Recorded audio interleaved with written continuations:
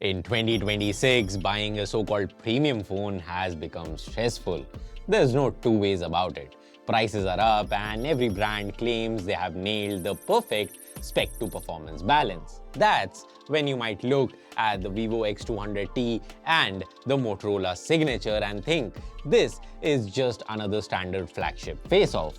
Clean Android versus feature-rich Android fight. But look closer and you will see a complete contradiction. Both are premium, both are priced starting at 15,999 rupees, and both make very different compromises. So in this video, we are not just asking which one is faster or brighter. We are trying to answer that if you have the money to spend in 2026, do you go for the one that looks better or the one that lasts longer?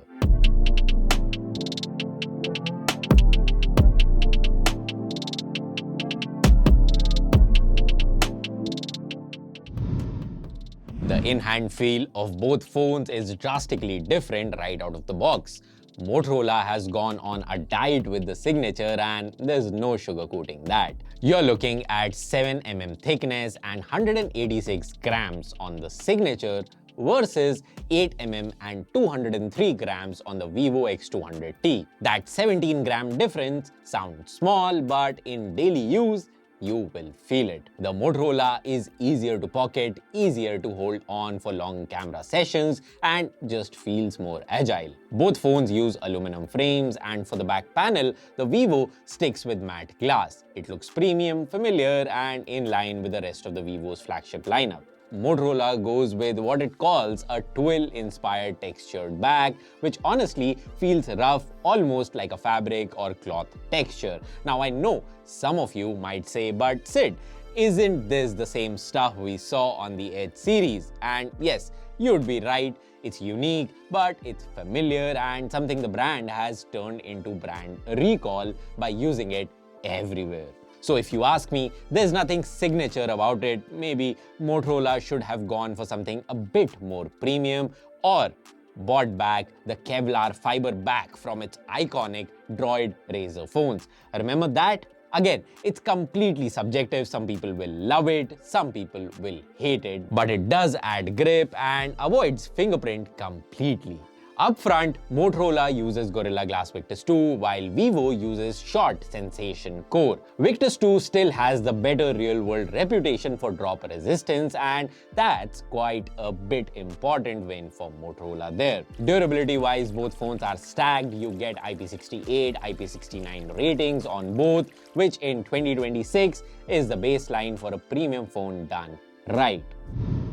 Now, both phones are AMOLED, both are full HD resolution, but that's where similarities end. The Vivo X200T has a 6.6-inch 120Hz panel with HDR10+, while the Motorola Signature steps up to a 6.8-inch panel with 165Hz refresh rate, HDR10+, and Dolby Vision. The Vivo does look marginally sharper due to the pixel density, but the difference is very subtle. On paper, Motorola already looks ahead, but here's where our display test matters. Peak brightness goes to Vivo at 2650 nits compared to 2450 nits on the Motorola Signature. Outdoors, the Vivo has a slight edge, but when it comes to technical accuracy, the Signature is one of the most accurate displays we have tested so far this year. It achieved an average delta E of just 0.6, and that's reference grade. Anything under 1 is basically indistinguishable from perfect to the human eye. Its white point is almost dead on the industry standard of 6500K.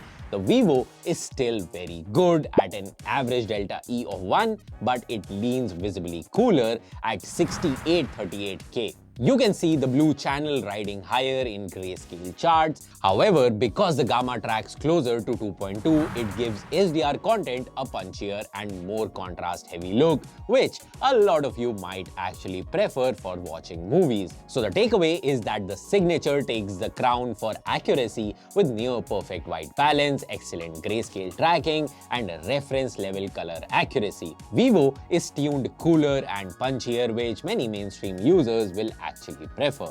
If you're enjoying this level of testing and you want more real-world, no marketing fluff reviews, hit that subscribe button. Now, let's talk performance. This is the classic silicon face-off, MediaTek versus Snapdragon. The X200T runs the Dimensity 9400 Plus, while the Motorola Signature uses the Snapdragon 8 Gen 5.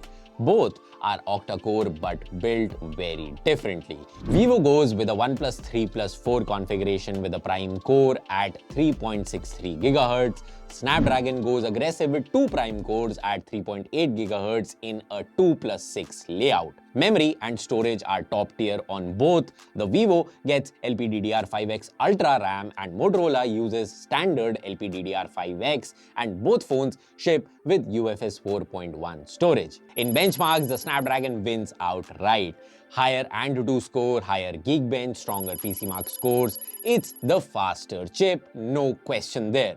But sustained performance is a different story. Look at the stability graphs in our CPU throttling test. Motorola throttled down to 61% of its maximum performance because that 7mm thin body just can't dissipate the heat from the 8 Gen 5 effectively. The Vivo stayed rock solid at 87% stability. 3D Mark Wildlife also flips expectations. Vivo scores around 6,000 while Motorola drops to 5,000, likely due to thermal limit. So while the Motorola is faster for short bursts, the Vivo is a reliable workhorse for intensive tasks or long gaming session. And that brings us to the biggest differentiator. The X200T packs a massive 6200 mAh battery, while the Signature has a smaller 5200 mAh battery. Both charge at 90 watt wired, both go from 0 to 100 in around 45 minutes, which is excellent. Motorola does 50 watt wireless charging and Vivo does 40 watt. Both support reverse wired and wireless charging, but endurance is where Vivo flexes. The larger battery combined with the more efficient sustained performance gives it a real-world advantage. In our PCMark battery life test, the Vivo lasted 22 hours and 11 minutes. The Signature just 16 hours and 4 minutes. Now that's a big gap and it lines up with real-world usage. The Snapdragon drains faster, especially under load. Connectivity is solid on both, ultrasonic fingerprint sensors on both, and stereo speakers on both phones. But Motorola adds Dolby Atmos, which gives it a fuller, wider soundstage. Now let's talk optics. Vivo has the Zeiss T-Star coating and Motorola has the Pantone validation. But what does that mean for your photos? Both phones have similar hardware on paper, but the tuning couldn't be more different. The Vivo X200T uses a 50-megapixel Sony LYT-702 main camera with f1.6 aperture and OIS 50-megapixel LYT-600 periscope telephoto with 3x optical zoom, a 50-megapixel ultra-wide using Samsung JN1 sensor, and a 32-megapixel selfie camera using the Samsung KD1 sensor.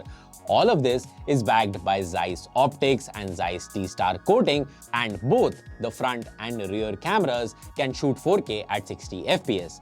The Motorola Signature counters with a 50-megapixel Sony LYT-828 main camera with 1.6 aperture and OIS, a 50-megapixel LYT-600 periscope telephoto at 3x optical zoom, which is the same as the X200T, a 50-megapixel ultra-wide, and a 50-megapixel selfie camera using the LYT-500 sensor. Now, Motorola leans heavily into Pantone certification for colors and skin tones, and it adds Dolby Vision video recording, 4K 60 on both cameras, and even 8K at 30 on the rear. In daylight, it's a tie.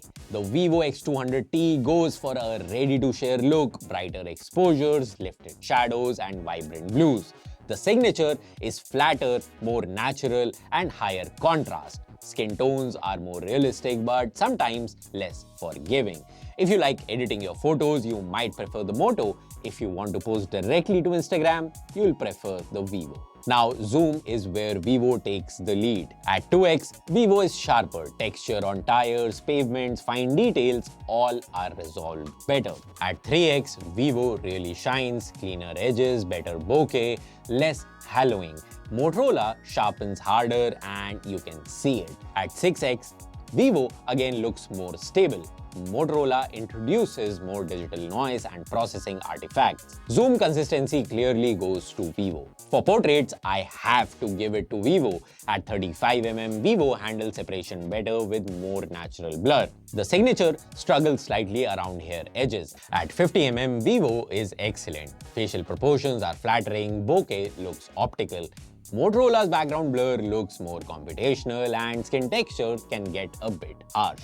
Vivo maintains color consistency across its lenses. Motorola's ultrawide shifts cooler and loses edge details faster. In low light, the Vivo is significantly brighter, cleaner and retains shadows better. The Motorola tends to crush shadows, losing detail in the dark areas. Neither is wrong, but Vivo is clearly tuned for night usability. In this macro shot of red flowers, Vivo handles reds better and Motorola struggles with red channel blowout, losing detail in the petals. Now, Motorola's UI remains clean, fast and close to stock Android. Vivo's Origin OS is refined and packed with camera features and customizations. Vivo offers 5 years OS upgrades and 7 years of security updates, while Motorola offers 7 years of OS and security updates. But given Motorola's track record of sporadic updates, the Vivo feels much more steady when it comes to regular updates and security patches. See, this is a tougher choice than I expected. The Vivo X200T is the better all-rounder. Better battery life, more consistent camera performance, stronger sustained performance, and brighter display. The Motorola Signature is for purists. Thinner, lighter, incredible display accuracy, faster peak performance, cleaner software. But it sacrifices battery endurance and camera consistency to get there. At 2026 prices, neither is cheap, but Vivo feels more complete.